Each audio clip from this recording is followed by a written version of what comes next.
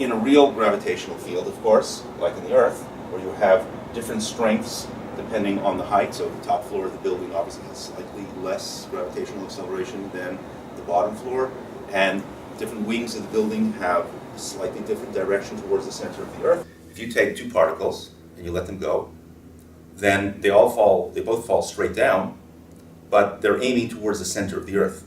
So I'm going to exaggerate the difference, but one is kind of aimed like this, and the other one is aimed like that. Obviously, I'm exaggerating greatly the angle between them, but clearly they have a different direction of acceleration.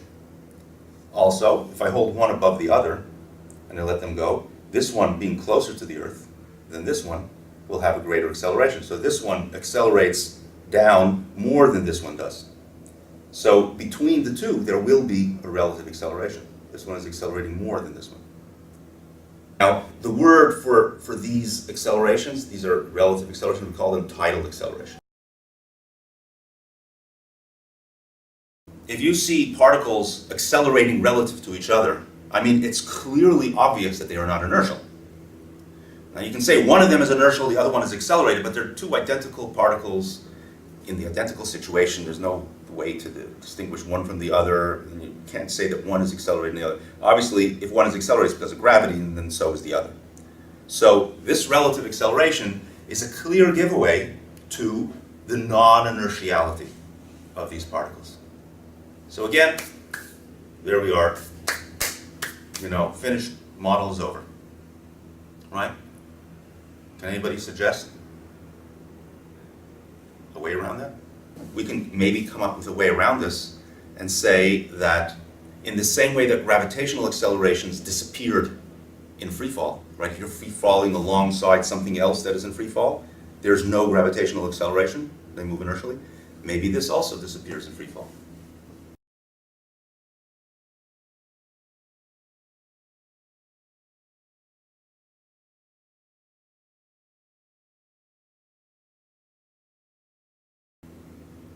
Right? If this phenomena disappears in free fall, then it's not a real phenomenon. It's just something you observe from a non-inertial frame, this accelerated frame, the Earth stationary frame. So what do you think? Does it disappear in free fall?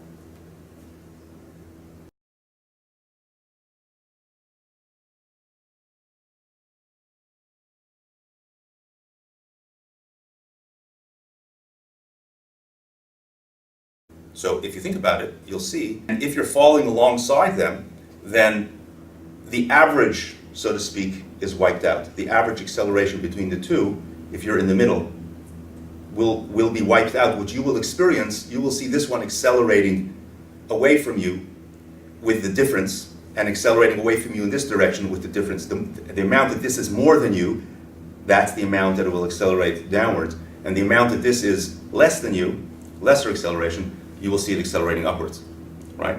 So you're accelerating with the same acceleration as their average, and therefore all you notice is this one going up with a less, and this one going down with a more.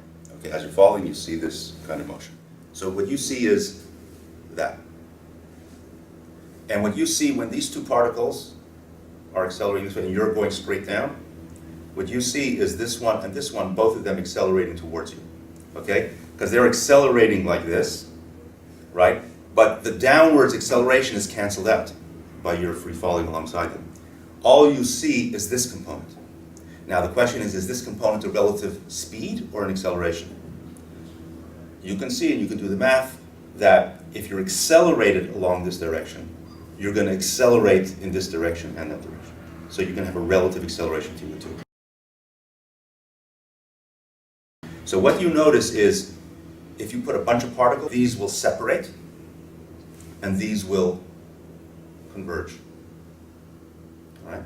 Now, in Newtonian gravity, you can do the calculation, it's all over the web.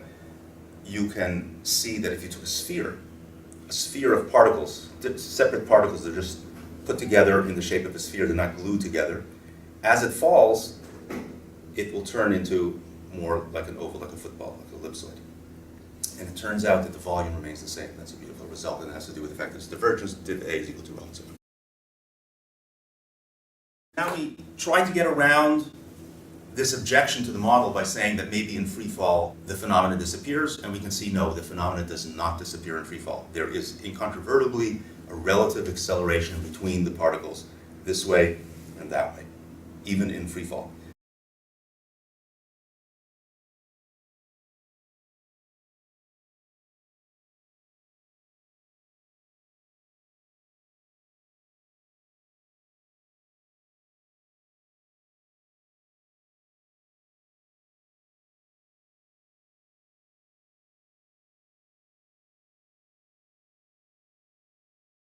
And we can see there is incontrovertibly a relative acceleration between the particles, even in free fall. So that would seem to make this model completely inconsistent.